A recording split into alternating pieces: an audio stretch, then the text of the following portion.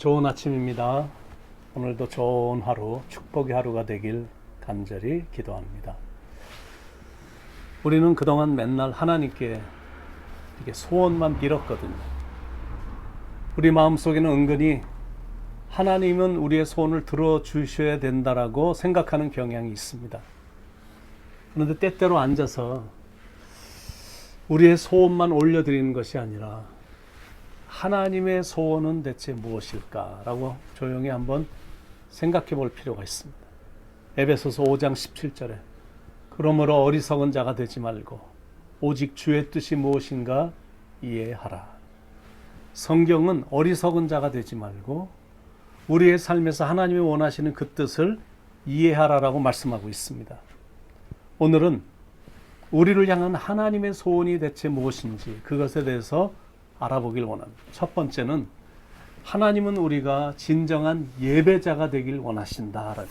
로마서 12장 1절에 그러므로 형제들아 내가 하나님의 모든 자비하심으로 너희를 권하노니 너희 몸을 하나님이 기뻐하시는 거룩한 산 제물로 드리라. 이는 너희가 드릴 영적 예배니라. 그러므로 therefore 예배가 모든 것의 결론입니다. 하나님을 경외하는 것을 몸으로 보여드리는 것이 예배인데 하나님은 그런 예배를 받기를 원하신다라는 거예요. 예배의 실패는 인생의 실패로 이어지거든요. 가인이 예배를 실패해서 인생의 실패자가 되잖아요. 아브라함의 성공은 예배의 성공입니다. 그는 가는 곳마다 하나님께 예배를 드렸는데 그게 하나님께는 감동이었던 거예요. 그래서 아브라함은 복의 근원이 된 겁니다. 다윗의 성공도 결국 예배의 성공이거든요. 다윗의 마음은 늘 하나님께로 가 있었습니다. 그래서 하나님으로부터 복을 받아 복덩이가 된 거예요. 하나님을 가까이함이 너희에게 복이라. 예배가 그만큼 중요합니다. First priority of Christian life should be worship. 크리스찬들에게서 제일 중요한 것, 가장 중요한 것이 예배입니다. 그래서 성수주의를 강조하는 거예요. 예배가 이렇게 중요한데 요즘은 크리스찬들이 교회 가는 자세가 마치 피트니스 센터에 가는 것과 같습니다. 운동하고 싶을 때 가고 늦게 일어나면 늦게 가고 가기 싫으면 아예 안 가듯이 교회 오는 것도 그런 식입니다. Sometimes I wonder. 때때로 궁금한 게 주일 아침에 3부, 4부까지 들은 예배를 하나님이 어떻게 생각하실까? I don't know about that. 잘 모르겠습니다. 그렇게 해야만 현대인들을 다 품을 수 있기 때문에 예배를 나누어서 드리긴 하지만 그래도 궁금해요. 그런데 문제가 뭐냐면 그것조차도 억지로 오는 분위기다라는 거예요. 그런 예배를 하나님이 받으실까요? 데이트 장소에 나오긴 했는데 억지로 나왔기 때문에 막 지겨워 죽어 하면 상대방이 좋아할까? 그런 생각. Will God really accept our worship? 하나님이 정말로 우리의 예배를 받으실까? 예배가 축제가 되어야 되는데 매주일 숙제가 된 듯한 이 분위기의 예배. 한번 우리가 진지하게 생각해 봐야 돼요. 왜냐하면 하나님은 우리가 진정한 예배자가 되기를 소원하시기 때문에. 두 번째, 하나님의 소원. 하나님은 우리가 이 세대를 본받지 않기를 소원하십니다. 로마서 12장 2절에 너희는 이 세대를 본받지 말고. 요즘 우리가 사는 이 세대가 말이 아닙니다. 옛날엔 정말 이러지 않았거든요. 근데 이 세상이 정말 많이 심각해졌습니다. LGBT, 레스비언, 게이, 바이섹슈얼, 트랜스젠더, 선풍기 아줌마, desperate wife, swiping. 부부를 서로 막 이렇게 교환하고 묻지마 관광, 퇴폐적인 방들. 한국은 배우자 외에 남자친구나 여자친구들이 한두 명은 있다라는 겁니다. 없는 사람은 중풍병 환자뿐이다라는 겁니다. 사람들은 보기에 좋은 길로 갑니다. 자기 멋대로 육체가 원하는 대로 자기 마음 끌리는 대로 넓은 길로 가거든요. 예수님은 분명히 말씀하셨거든요. 좁은 길로 가라. 그 이유는 넓은 길은 사람들이 많이 가기 때문이죠. 많은 사람들이 가는 길은 결국 멸망의 길입니다. 좁은 길은 사람들이 별로 가지 않습니다. 그러나 그 길은 구원의 길이고 천국 가는 길입니다. 그런 의미에서 잠깐 반짝이는 인생을 택하지 말라라는 거예요. 화류의 인생, 꽃 인생, 이런 인생을 살지 말라라는 거예요. 잠깐 있다가 질, 꽃과 같은 인생이 아니라 남들에게 유익을 주는 열매 맺는 인생을 살으라라는 거예요. 그러려면 이런 세대 속에서 태어나 살고는 있지만 이 타락한 세대를 본받으면 안 됩니다. 그게 이 시대를 바라보시는 하나님의 안타까운 심정이고 이 시대를 살아가는 우리에게 바라보시는 원하시는 소원이십니다. 세 번째 하나님의 소원은 하나님은 우리가 하나님의 선하시고 기뻐하시고 온전하신 뜻이 무엇인지를 분별하기를 원하신다. 로마서 12장 2절 후반부에 오직 마음을 새롭게 함으로 변화를 받아 하나님의 선하시고 기뻐하시고 온전하신 뜻이 무엇인지 분별하도록 하라. 현대 사람들은 분별력이 많이 사라졌거나 많이 약해졌어요. 그냥 내가 좋으면 다 좋은 겁니다.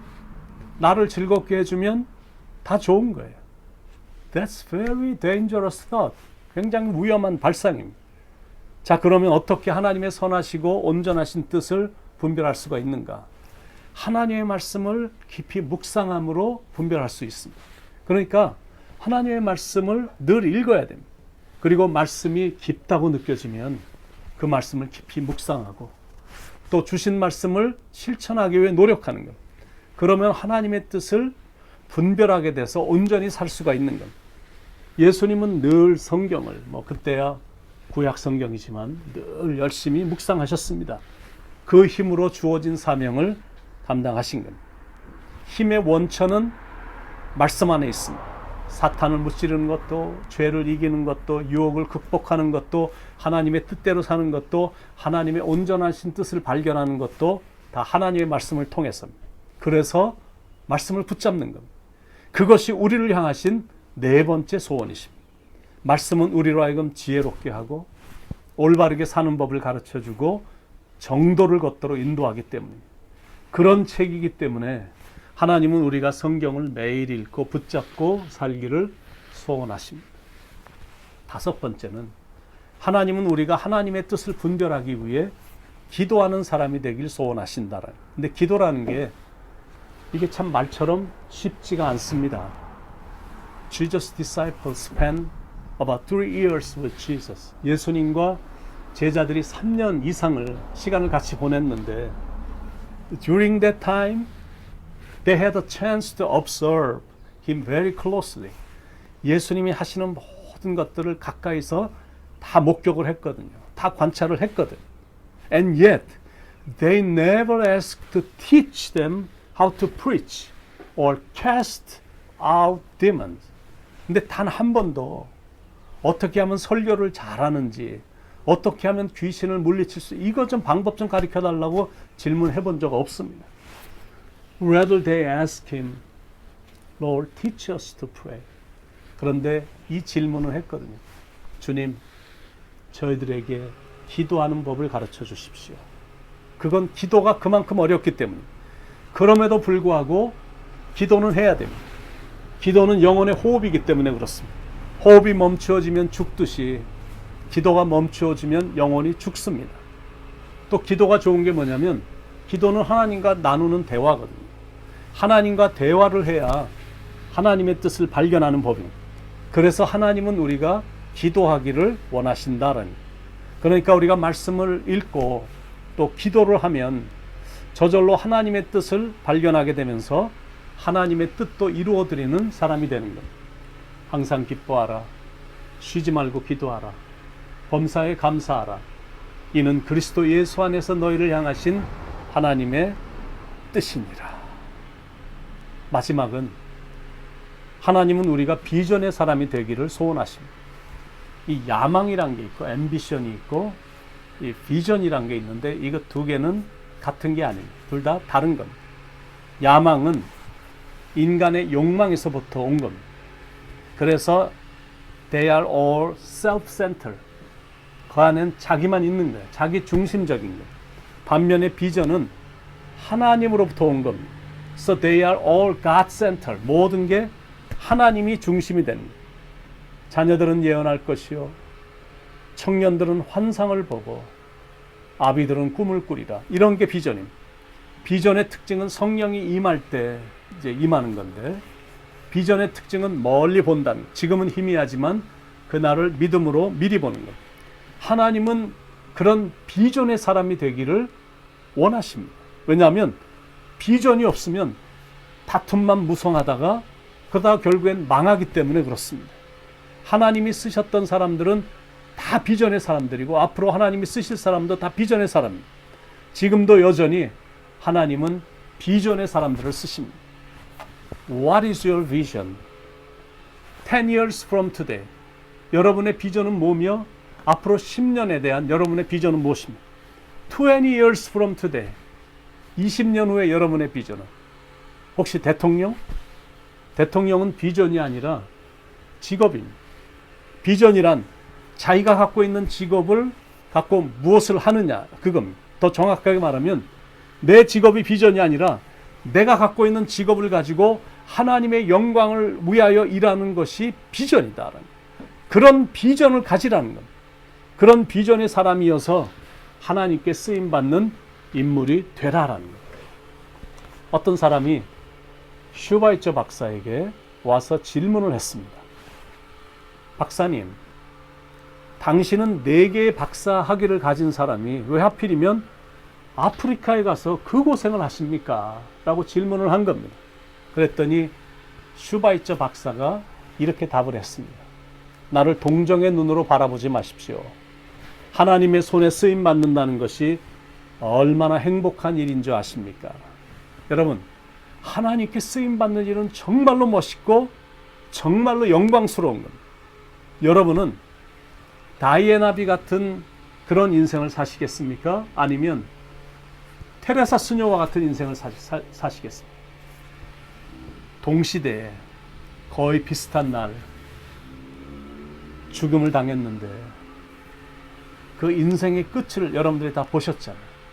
여러분은 다이애나비 같은 화려한 그런 인생을 선호하십니까? 아니면 섬기며 하나님의 영광을 위해 살았던 테레사 수녀와 같은 인생을 소망하십니까?